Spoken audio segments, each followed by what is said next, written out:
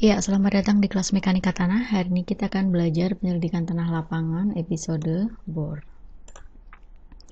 Yang pertama adalah tujuan. Kita akan mengetahui apa sih tujuan dari uji bor itu. Jadi uji bor itu tujuannya salah satunya adalah untuk mengetahui lapisan yang ada di bawah permukaan tanah.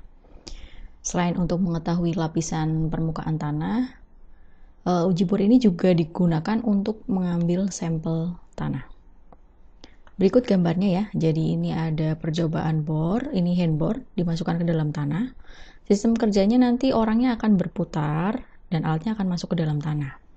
Setelah sampai di kedalaman yang kita tentukan, alatnya akan ditarik ke atas lalu menyisakan lubang seperti ini.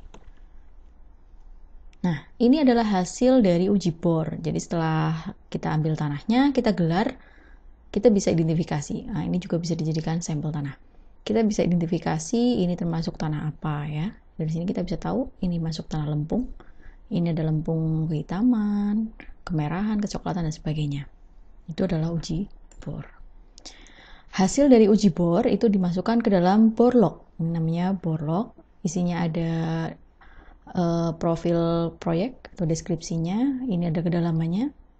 Ini adalah hasil pengamatannya. Jadi kalau berdasarkan uji yang kita lakukan, kita bisa tahu dari kedalaman 0,00 sampai 0,4 meter di bawah permukaan tanah itu ternyata dia berwarna kuning, jenisnya lempung.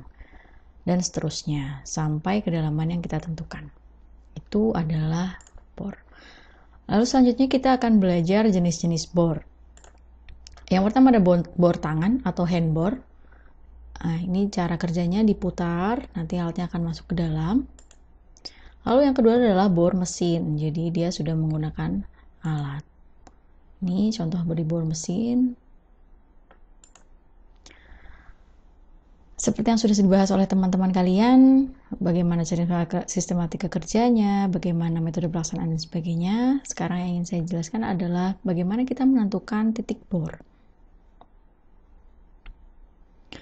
Jadi penentuan titik bor atau bor location itu tergantung dari jenis proyeknya. Misal ini adalah proyek gedung, maka biasanya yang ada di bor atau di uji bor itu adalah sudut-sudut yang akan dijadikan pondasi. Jadi ini di sudut, lalu ada di tengah-tengah ruangan. Ini juga ada di sudut gitu ya. Untuk lebih detailnya, nih, jadi misalkan untuk bangunan jembatan, maka titik bor akan berada di peletakan pondasi sama. Jadi ada di kanan kiri jembatan di posisi abutmentnya nanti. Lalu untuk gedung seperti ini, lalu untuk DPT seperti ini dan seterusnya. Nanti kalian bisa baca sendiri ya. Selanjutnya tadi dijelaskan bahwa di awal uji bor itu digunakan yang pertama adalah untuk mengetahui lapisan tanah, kedua bisa untuk menggunakan sebagai pengambil sampel tanah. Nah ini adalah uji bor, ini sampel tanah. Ada dua, disturbed dan undisturbed. Nanti kita akan bahas lebih detail di bagian sampel tanah. Selanjutnya hasilnya akan dibawa ke lab untuk diuji lebih lanjut. Jadi itu untuk uji bor. Sebelum diakhiri, silakan tulis pertanyaan.